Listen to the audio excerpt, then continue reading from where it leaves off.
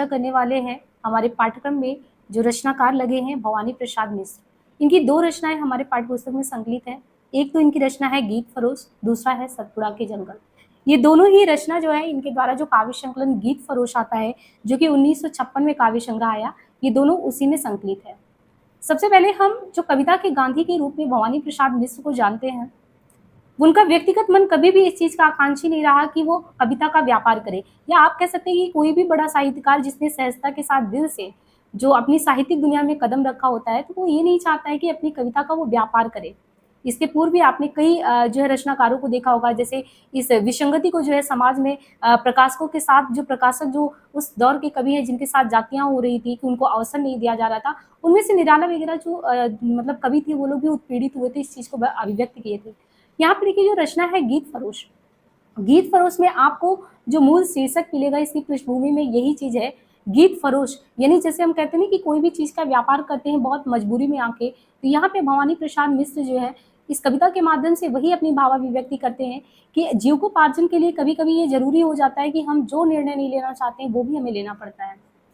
कभी यहाँ पे कहता है कि मैं नहीं चाहता था गीत बेचना, लेकिन जब मैं दर दर ठोकरे खाया और प्रकाशकों के उस समय के हाल को देखा, आपने मुंशी प्रेमचंद जी के भी संदर्भ में देखा होगा कि कैसे वो जो है मुंबई की दुनिया में जाते हैं और फिल्मों में अपना काम करना चाहते हैं, अपने करियर को संवारना चाहते हैं, लेकिन आपको वहाँ पे उनके अनुसार रहना पड़ता है, जो कि आप कह सकते हैं कि जो ऐसे सशक्त लेखक है वो अपने आप को किसी के बंधन में नहीं रख सकते, क्योंकि फिर वो स्वतंत्र जो चेतना की उड़ान है उसको उन्मुक्ति, वो उसकी आवाज नहीं बन सकते। तो बिल्कुल ही भवानी प्रसाद मिश्र का ये जो रचना है आप कह सकते हैं 1933 से 47 के दौर की ये रचना है, हैदराबाद प्रकाशन से ये निकला था। तो सन 1956 में गीत फरोश काव्य संग्रह में ये संकलित है। कुल 68 जो कविता है इस काव्य संकलन में है, जिसमें ये जो आपको ये जो गीत फरोश रचना है ये आपको 68वें नंबर पे ये कविता देखने को मिलता है। अपने दादाजी को उन्होंने समर्पित किया है और हमने बताया 1932 लेके 45 का जो दौर रहा है आप कह सकते हैं, उसी दौर में इन्होंने जो है ये कविता रचा है। अब देखिए कविता की पृष्ठभूमि में बात करें तो हमने पहले ही आपको बता दिया कि कविता कहता क्या है। कविता ने फिल्मी मतलब कि जो उनका फिल्मी दुनिया था, जब वो उसमें करियर में अपना कुछ रास्ता बनाना चाह रहे थे, जब देखे कि जब भी वो प्रकाशक के पास जा रहे हैं तो हर एक प्रकाशक का अपना खुद का होता था कि आपको उसी के अकॉर्डिंग काम करना है। तो जब इनको लगा कि जीवन यापन भी मुश्किल हो जा रहा है, तो वही कहते हैं कि अब हमें ऐसा लगा कि हम बेचना नहीं चाह रहे थे, अब हमें अपना ईमान भी बेचना पड़ेगा। इसीलिए वो कहते हैं कि जी हाँ हुजूर, मैं गीत बेचता हूँ, गीत बेचता हूँ। फिर आप पूरी कविता को पढ़ेंगे कि जी हाँ हुजूर, मैं गीत बेचता हूँ, मैं किस्म किस्म के गीत बेचता हूँ। जबकि देखिए ये जो साहित्य वाली चीजें होती हैं ये आपके हृदय तल से तभी चीजें वो निकलती हैं जब आप कहीं से भी उस चीज को महसूस कर पाए। गीत कोई ऐसी चीज नहीं है कि आप बैठ गए और लिख दिए सतही तौर पे। अगर आपसे डिमांड किया जा रहा है कि आपको इस मुद्दे पे गीत चाहिए, उस मुद्दे पे चाहिए, तो वो जरूरी नहीं है कि उसमें जो भावनाएं कवि की होनी चाहिए वो निहित होनी चाहिए। तो ये चीजें भवानी प्रसाद जी कहते हैं कि मैं तो एक व्यापारी हो गया हूँ। जैसे आप एक दुकान पे जाते हैं, तरह तरह के सामान मांगते हैं और सामने वाला दुकानदार आपको तरह तरह के सामान पकड़ा देता, वही हाल मेरा है। मैं कोई एक कवि थोड़ी हूँ कि किसी की भावनाओं को अभिव्यक्त कर रहा हूँ, समाज की आवाज बन रहा हूँ, शोषण के खिलाफ मैं बोल रहा हूँ। मैं तो एक तरीके से आप कह सकते हैं कि व्यापारी बन गया हूँ। आप जिस तरीके से चाहेंगे, जैसे चाहेंगे, जब चाहेंगे हमसे गीत लिखवा दीजिए। इतनी तीक्ष्ण व्यंग्य इसमें की गई है कि आप कह सकते हैं कि सामाजिक व्यंग्य था उस समय का, कि हम कितनी मजबूरी में ये लिख रहे हैं, ताकि आगे आने वाली पीढ़ी भी ये जान सके कि कितनी मजबूरी में हमारे लेखक गण प्रकाशकों के साथ सामने जाते थे, और उनको वो इज्जत और वो कह सकते हैं कि उनका आत्मसम्मान जो था वो भी कभी कभी गिरवी रखना पड़ता था, क्योंकि जीविकोपार्जन बहुत जरूरी है। वरना आपने देखा होगा ज्यादातर लेखकों की जो बदहाली की स्थिति है, उसी कटघरे में जो खड़े होते हैं गीत फरोश के लेखक भवानी प्रसाद मिश्र। तो संपूर्ण कथानक में कुछ बहुत ज्यादा नहीं है, इसमें जो उपभोक्तावादी युग है, यानी बहुत ही ज्यादा कंज्यूमरिज्म हमारे समाज में बढ़ रहा था, भौतिकवादी संस्कृति बढ़ रही थी, बस लोगों को क्या कि ज्यादा से ज्यादा कमाना है ना, ज्यादा से ज्यादा खर्च करना है, वो लैविश स्टाइल जीना है। तो उस संस्कृति को, उस कल्चर को यहाँ पे वो दिखाते हैं।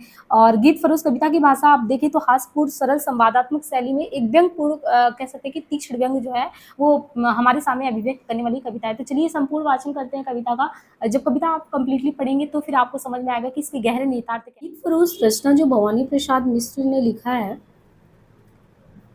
उसमें उसकी पृष्ठभूमि में कवि ने स्वयं ही कहा कि गीत फरोश शीर्षक हंसाने वाली कविता मैंने बड़ी तकलीफ में लिखी थी। मैं पैसों को कोई महत्व नहीं देता था, लेकिन पैसा बीच बीच में अपना महत्व जो होता था वो स्वयं प्रतिष्ठित करा लेता है। मुझे अपनी बहन की शादी करनी थी, पैसा मेरे पास था नहीं, तो मैंने कलकत्ते में बन रही फिल्म के लिए गीत लिखे। गीत अच्छे लिखे गए, लेकिन मुझे इस बात का दुख था कि मैंने पैसे लेकर गीत लिखे।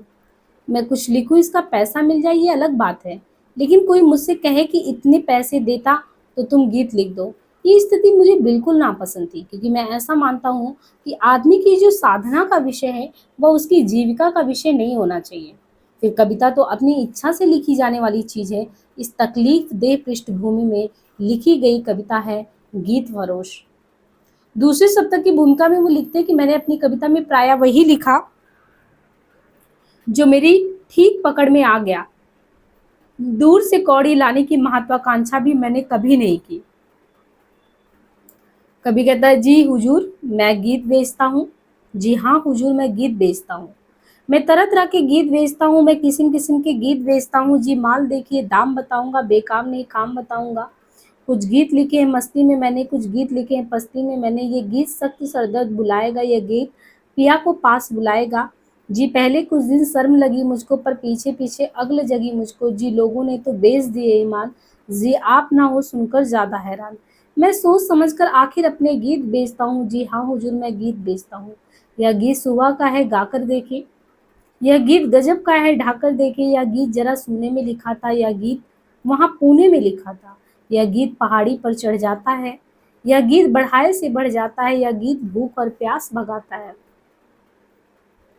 जी हाँ मसान में भूख जगाता है। यह गीत भुआली की हवा है हुजूर, यह गीत तपेदी की दवा हुजूर। मैं सीधे साधे और अटपटे गीत बेचता हूँ। जी हाँ हुजूर मैं गीत बेचता हूँ। जी और गीत भी है दिखलाता हूँ। जी सुनना चाहे आप तो गाता हूँ। जी छंद और बेछंद पसंद करे, जी अमर गीत और जो तुरंत मरे। ना बुरा मानने की इसमें क्या बात, मैं पास रखा हूँ कलम और दावात, इनमें से भाई नहीं लिख दूँ। इन दिनों की धुरा है कभी धंधा। अब यहाँ पे है कि इन्होंने लिखा कि इन दिनों की धुरा है कभी का धंधा। ये दोनों चीज व्यस्त कलम कंधा, कुछ घंटे लिखने के कुछ फेरी के, जो दाम नहीं लूंगा इस देरी के। मैं नए पुराने सभी तरह के गीत बेचता हूँ। जी हाँ हुजूर मैं गीत बेचता हूँ। जी गीत जन्म का लिखूं मरण का लिखूं, जी गीत जीत का लिखूं सरण का लिखूं। या गीत रेशमी या खादी का, ये गीत पीत का है या बादी का। कुछ और डिजाइन भी है इनमें, या लीजिए चलती चीज नहीं फिल्में। सोच सोच कर मर जाने का गीत, या दुकान से घर जाने का गीत। जी नहीं दिल लगी कि इसमें क्या बात, मैं लिखता हूँ ही तो रहता हूँ दिन रात। तो तरह तरह के बन जाते हैं गीत, जी रूट रूट कर मन जाते हैं गीत।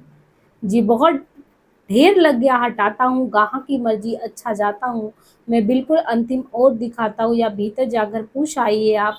है गीत बेचना वैसे बिल्कुल पाप, क्या करूँ मगर लाचार हार कर गीत बेचता हूँ। जी हाँ हुजूर मैं गीत बेचता हूँ। तो यहाँ पे इन जो पंक्तियों में आप देखेंगे कि जो गीत फरोश कविता में स्वयं जो अभिव्यक्ति है वो अपनी पीड़ा जो है भवानी प्रसाद जी ने व्यक्त की है। दूसरे सप्ताह की प्राय सभी कविताओं में मिश्र जी की जो गीत फरोश कविता है वो बहुत ज्यादा चर्चित रही। अधरों की मुस्कान के साथ साथ कवि यहाँ पे सूक्ष्म व्यंग युक्त भाषा में फेरी वालों की भांति पुकार लगा कर किस किस्मी गीत बेचने को कह रहा है। वो दिन रात लिखता है क्योंकि उसकी कलम दूसरों की पसंद पर टिकी हुई है।